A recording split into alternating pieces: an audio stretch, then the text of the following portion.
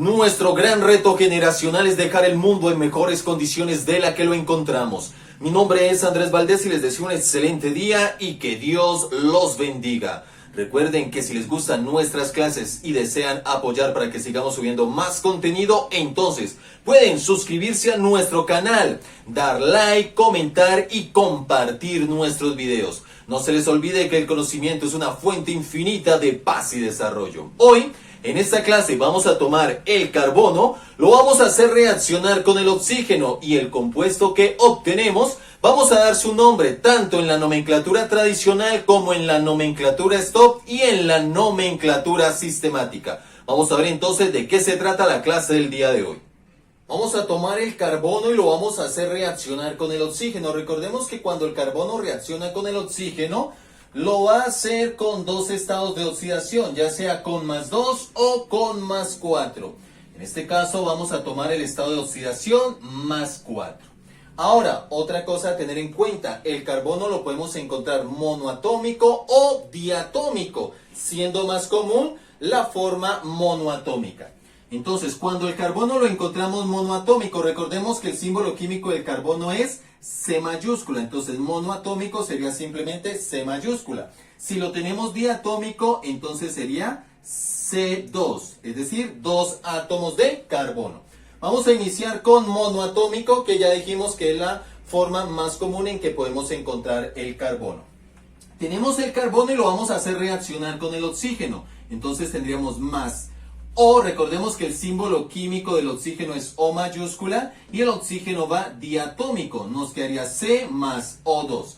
¿Y esto qué nos produce? En este caso vamos a tener primero el elemento menos electronegativo, que es el carbono, C mayúscula, y luego el elemento más electronegativo, que en este caso es el oxígeno. Ahora, debemos indicar la cantidad de átomos que va de cada elemento en la fórmula molecular del resultado de esta reacción. ¿Y cómo lo hacemos? Recurrimos al estado de oxidación, que en este caso es +4. Entonces, para el carbono, su estado de oxidación en este caso es +4. El del oxígeno siempre es -2. Miremos que estos dos números los puedo simplificar. A los dos les puedo sacar mitad. Entonces, mitad de 4, 2, mitad de 2, 1. En este caso, para este proceso no hay necesidad de tener en cuenta ya los signos. Ahora, ¿qué es lo que vamos a hacer? Estos valores ya simplificados los vamos a intercambiar. El carbono tomaría el 1 del oxígeno y el oxígeno tomaría el 2 del carbono. ¿Y esto qué significa? Que vamos a tener un átomo de carbono por 2 átomos de oxígeno. Pero en una fórmula molecular, cuando la cantidad es un átomo, el 1 no hay necesidad de escribirlo. Es decir, que si tenemos tan solo un átomo, podemos borrar ese 1. Si ahí no hay ningún número, ya entendemos que hay un solo átomo, en este caso un átomo de carbono. Por lo tanto, si el carbono lo hacemos reaccionar con el oxígeno, en este caso con su estado de oxidación +4, vamos a obtener CO2.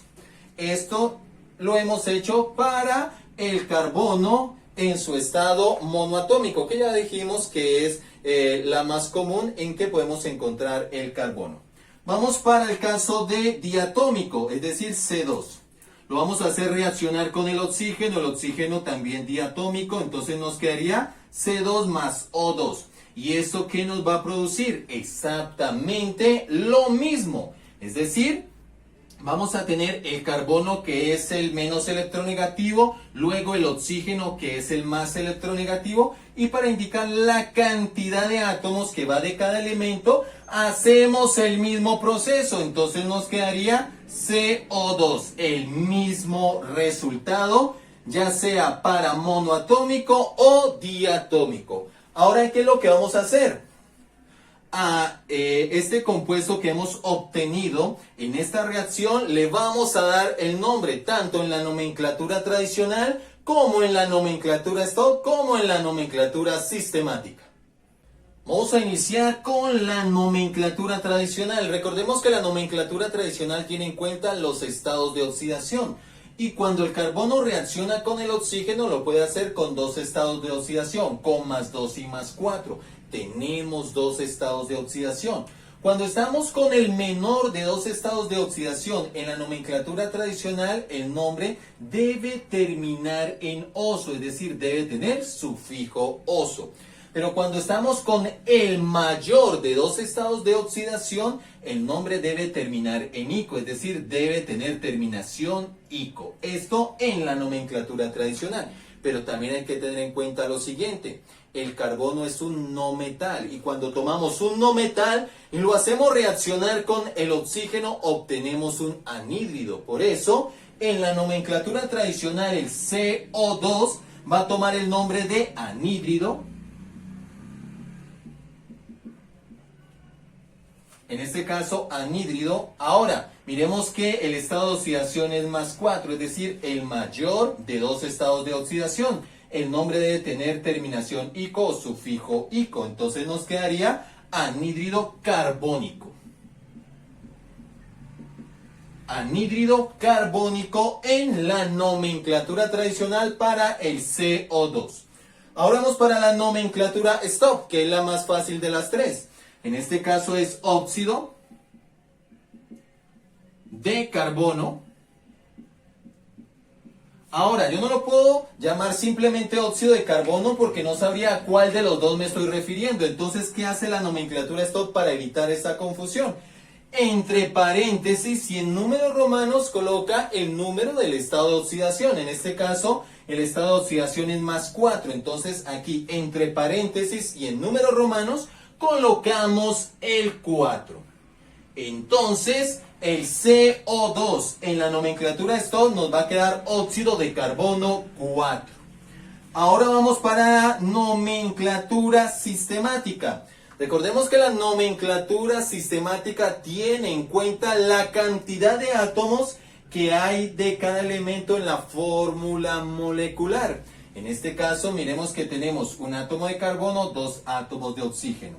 En la nomenclatura tradicional, si tenemos un átomo, debemos colocar el prefijo mono. Si tenemos dos átomos, el prefijo di. Si tenemos 3, tri. Si tenemos 4, tetra. Si tenemos 5, penta. Si tenemos 6, hexa. Si tenemos 7, hepta. Vamos a ver en el caso del CO2 cómo nos queda en la nomenclatura sistemática. Siempre iniciamos por el oxígeno. En el caso del oxígeno tenemos dos átomos, entonces debe llevar el prefijo di. En este caso, dióxido de. Ahora vamos para el carbono. El carbono es el segundo elemento que vamos a colocar en la nomenclatura sistemática. Cuando tenemos un solo átomo, en el segundo elemento a mencionar en esta nomenclatura no hay necesidad de colocar el prefijo mono. Es decir, que en este caso nos quedaría simplemente dióxido de carbono.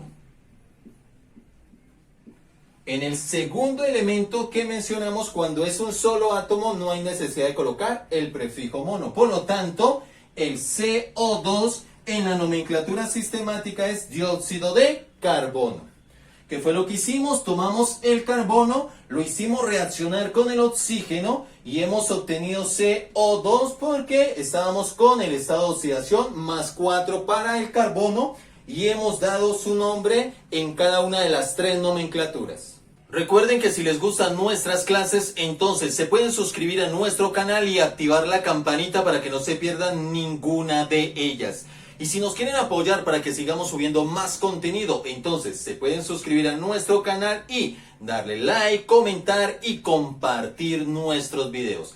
Recuerden que el conocimiento es una fuente infinita de paz y desarrollo, y la educación es el mejor camino para lograr todo aquello que nos proponemos en la vida. Sí, y solo sí, trabajamos con carácter, con responsabilidad y con disciplina. Mi nombre es Andrés Valdés y les deseo un excelente día y que Dios los bendiga.